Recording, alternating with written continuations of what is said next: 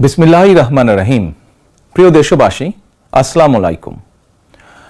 গণহত্যাকারী হাসিনার পলায়নের মধ্যে দিয়ে 15 বছরের ফ্যাসিবাদী শাসনের অবসানের পথ উন্মুক্ত হয়েছে। তাই দেশে জবাবদিহিমূলক গণতন্ত্র প্রতিষ্ঠার এখনই শ্রেষ্ঠ সময়। লাঞ্ছিত, বঞ্চিত, অধিকারহারা মানুষ একটি স্বাধীন, নিরাপদ এবং মর্যাদাকর জীবনের প্রত্যাশায় উন্মুখ হয়ে রয়েছেন। জনপ্রত্যাশা পূরণের জন্য একটি নিরাপদ এবং মানবিক বাংলাদেশ গড়ার এখনই শ্রেষ্ঠ সময়। ফ্যাসিবাদী শাসনের অবসান ঘটিয়ে দেশের গণতন্ত্র, মানবাধিকার, ভোটের অধিকার প্রতিষ্ঠার জন্য গত 15 বছর ধরে গণতান্ত্রিকামী মানুষ আন্দোলন সংগ্রাম অব্যাহত রেখেছিলেন। আন্দোলন করার সময়, আন্দোলনরত অবস্থায় এই সময় অসংখ্য মানুষ গুম হয়েছেন, অসংখ্য মানুষ হয়েছেন খুন, অপহৃত হয়েছেন বহু মানুষ, অনেকে চিরতরে হয়েছেন পঙ্গু। আন্দোলন সংগ্রামের ধারাবাহিকতায় শেষ পর্যন্ত ছাত্র জনতার ঐতিহাসিক গণ অভ্যুত্থানে গণহত্যাকারী হাসিনা দেশ ছেড়ে পালিয়ে যেতে বাধ্য হয়েছে। প্রিয় দেশবাসী, ঐতিহাসিক গণ অভ্যুত্থানের সাফল্য ও উদ্দেশ্য নস্যাৎ করে দিতে সুপরিকল্পিতভাবে চলছে ষড়যন্ত্র, এবং এই ষড়যন্ত্রের অংশ হিসাবেই একটি ধর্মীয় জনগোষ্ঠীর উপরে পরিকল্পিত হামলার ছক কষে দেশে একটি অস্থিতিশীলতার সৃষ্টির অপচেষ্টা চালানো হয়েছিল। তবে হাসিনা পতন আন্দোলনের পক্ষের শক্তি এবং অন্তর্বর্তী সরকারের সময়োচিত পদক্ষেপের কারণে বিতাড়িত অপশক্তির পরিস্থিতির অবনতি ঘটাতে ব্যর্থ হয়েছে। কিন্তু তারপরেও তাদের ষড়যন্ত্র থেমে নেই। কিন্তু গণ অভ্যুত্থানে চেতনা ও লক্ষ্য সুসংহত করতে হলে বিতাড়িত গণবিরোধী শক্তিকে আইনের মুখোমুখি করার পাশাপাশি জনগণের রাজনৈতিক এবং অর্থনৈতিক ক্ষমতায়ন অত্যন্ত জরুরি। জনগণের রাজনৈতিক ক্ষমতায়নের প্রধান হাতিয়ার হচ্ছে প্রতিটি নাগরিকের ভোট প্রয়োগের অধিকারকে নিশ্চিত করা যে কোনো মূল্যে। প্রিয় দেশবাসী, ক্ষমতার পরিবর্তন মানেই আমার কাছে শুধু রাষ্ট্র ক্ষমতার হাতবোতল নয়।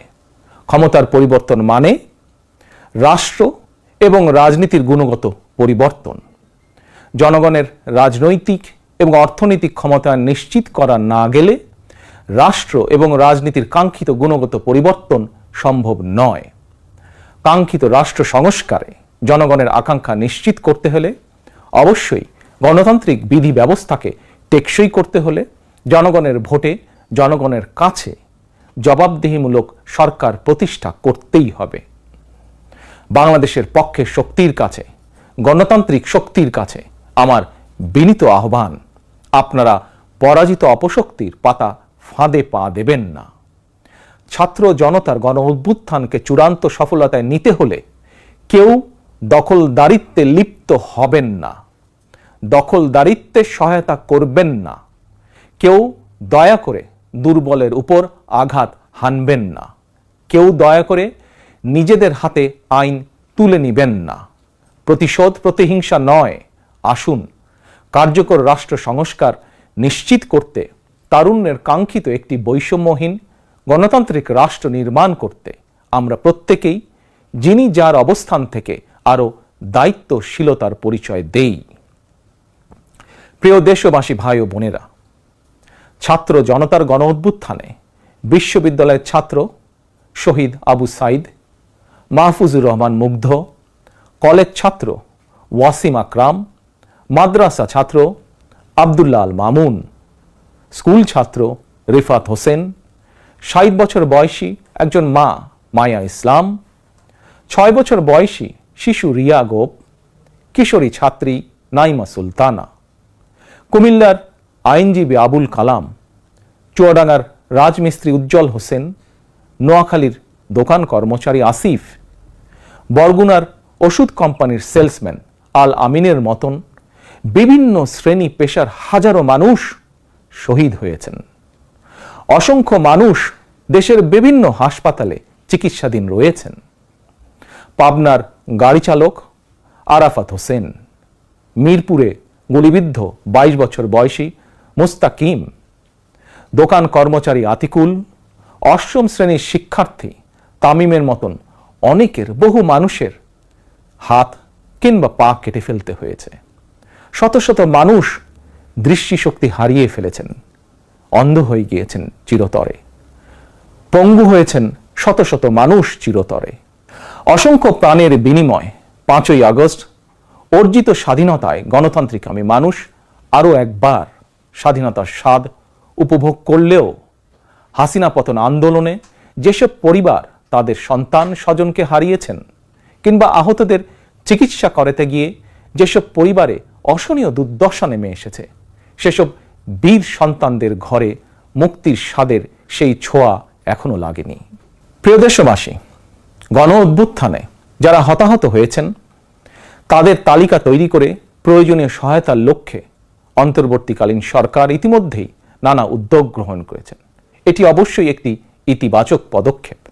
তবে গণ অভ্যুত্থানে যারা হতাহত হয়েছেন তাদের পরিবারের সদস্যদেরকে রাষ্ট্রীয় আয়োজনে সম্বর্ধনা দেওয়া হলে, রাষ্ট্রীয়ভাবে সম্মান জানালে কিছু সময়ের জন্য হলেও হতাহতদের পরিবারগুলো হয়তো একটু মানসিক সান্ত্বনা পাবেন। এ ধরনের উদ্যোগ গণ অভ্যুত্থানে চেতনাকে আরও শানিত করবে বলে আমার বিশ্বাস। একই সঙ্গে প্রতি বছর 5ই আগস্টকে রাষ্ট্রীয় উদ্যোগে জাতীয় জীবনে একটি বিশেষ দিবস হিসাবে পালন করার বিষয়টিও বিবেচনা করা দরকার বলে সমাজের বিভিন্ন শ্রেণী পেশার মানুষ বিশ্বাস করেন। আমি এ প্রসঙ্গে আরও একটি বিষয় সরকারের দৃষ্টি আকর্ষণ করতে চাই। 2018 সালেও সারা দেশে কোটা সংস্কার আন্দোলন হয়েছিল। সেই সময়েও আন্দোলনকারীরা রাষ্ট্রীয় প্রতারণার শিকার হয়েছিলেন। গণহত্যাকারী হাসিনা আন্দোলনকারীদেরকে সেই সময়েও নির্মমভাবে দমন করতে চেয়েছিল, দমন করেছিল। এমনকি খুনি হাসিনা সেই সময়ে আহতদেরকে চিকিৎসার সুযোগ পর্যন্ত দেয়নি। সুতরাং দেরিতে হলেও 2018 সালের হতাহত কোটা সংস্কার আন্দোলনকারীদের বর্তমানে রাষ্ট্র কিভাবে সহায়তা করতে পারে সেটিও বিবেচনায় নেওয়া দরকার বলে আমি মনে করি। আমি বিশ্বাস করি তারুণ্যের শক্তি, তারুণ্যের আকাঙ্ক্ষাকে উপেক্ষা করে কখনোই একটি রাষ্ট্র ও সরকার অভীষ্ট লক্ষ্যে পৌঁছতে পারে না। প্রিয় দেশবাসী, এবার আমি বিশেষ করে প্রিন্ট এবং ইলেকট্রনিক মিডিয়ার সংশ্লিষ্টদের দৃষ্টি আকর্ষণ করে দুটি কথা বলতে চাই। গণহত্যাকারী হাসিনা সারা দেশের সংবাদপত্রের স্বাধীনতা কেড়ে নিয়েছিল। সংবাদপত্রের স্বাধীনতা হরণকারী হাসিনা পালিয়েছে জনগণের অভ্যুত্থানে। জনগণের প্রত্যাশা আপনারা আপনাদের যার যার সংবাদপত্রে নির্ভয়ে এই শব্দটি লিখবেন, হাসিনা পালিয়েছে। হাসিনা পালিয়েছে শব্দটির পরিবর্তে কোনো গণমাধ্যম যদি ভিন্ন শব্দ প্রয়োগের অপকৌশল নেন, সেটি জনগণের কাছে আপনাদের বিবেকের স্বাধীনতাকেই প্রশ্নবিদ্ধ করবে। আপনাদের প্রতি আমার বিনীত আহ্বান, গত 15 বছরে যেই সকল পরিবারের মানুষগুলো গুম, খুন, অপহরণের শিকার হয়েছেন, ছাত্র জনতার বিপ্লবে হাজারো মানুষ যারা শহীদ হয়েছেন, আহত হয়েছেন, তাদের এবং তাদের পরিবারের দুঃখ দুর্দশার কথাগুলো আপনারা আপনাদের সংবাদ মাধ্যমে তুলে ধরবেন।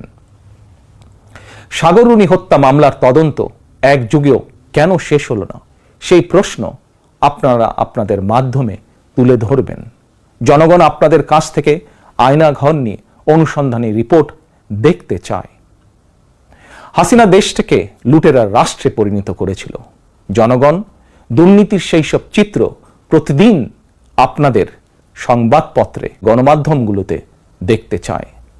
গণহত্যাকারী খুনি হাসিনা প্রতিবার কিভাবে জনগণের ভোটকে ডাকাতি করে নিয়ে গিয়েছিল, গণমাধ্যমে প্রতিদিন সেই সব চিত্র তুলে ধরে বিশেষ অনুষ্ঠান প্রচারের আহ্বান জানাই আপনাদেরকে।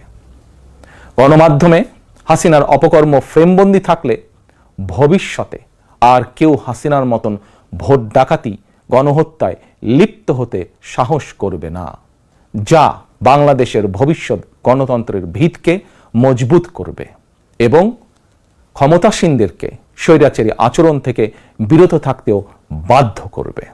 এবার আমি সারা দেশে বিএনপি এবং এর অঙ্গ ও সহযোগী সংগঠনের সর্বস্তরের নেতা, কর্মী, সমর্থক শুভাকাঙ্ক্ষীদের প্রতি আহ্বান জানিয়ে বলতে চাই, রাষ্ট্র সংস্কারের পথ ধরে অন্তর্বর্তীকালীন সরকার যথাসময়ে জাতীয় নির্বাচনের তারিখ ঘোষণা করবে।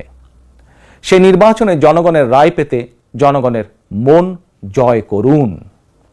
জনগণের বিশ্বাস, আস্থা এবং ভালোবাসা অর্জন করুন। জনগণের সুখে দুঃখে জনগণের সঙ্গে থাকুন, পাশে থাকুন, জনগণকে সঙ্গে রাখুন। ধর্ম, বর্ণ পরিচয়ের কারণে কেউ যাতে অনিরাপদ বোধ না করেন, দায়িত্বশীল এবং জনপ্রিয় দল বিএনপির একজন নেতা, কর্মী, সমর্থক হিসাবে সেটি আপনাদেরকে নিশ্চিত করতে হবে। সেটিকে নিশ্চিত করুন আপনারা। পরিশেষে আমি আরও একটি বিষয় উল্লেখ করতে চাই। গণহত্যাকারী হাসিনা পতনের আন্দোলনে দেশে ছাত্র জনতার পাশাপাশি প্রবাসী বাংলাদেশিরাও বিশেষ অবদান রেখেছেন।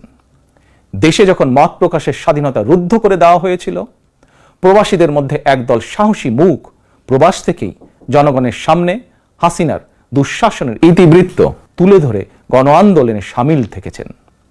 প্রবাসে থেকেই হাসিনা পতনের আন্দোলনের সঙ্গে একত্বতা প্রকাশ করতে গিয়ে কোনো প্রবাসী বাংলাদেশিকে প্রবাসে জেল জুলুম সইতে হয়েছে বা এখনো হচ্ছে। প্রবাসীদের অবদানকে কৃতজ্ঞতার সঙ্গে স্মরণ করে আমার আহ্বান, ছাত্র জনতার কাঙ্ক্ষিত একটি বৈষম্যহীন গণতান্ত্রিক বাংলাদেশ নির্মাণে অতীতের মতন ভবিষ্যতেও সংশ্লিষ্ট দেশের আইন মেনে সাধ্য মতন আপনারা আপনাদের যার যার অবস্থান থেকে ভূমিকা অব্যাহত রাখবেন। দেশে প্রবাসে সকলকে ধন্যবাদ জানিয়ে আমার বক্তব্য শেষ করছি। আল্লাহ হাফেজ। বাংলাদেশ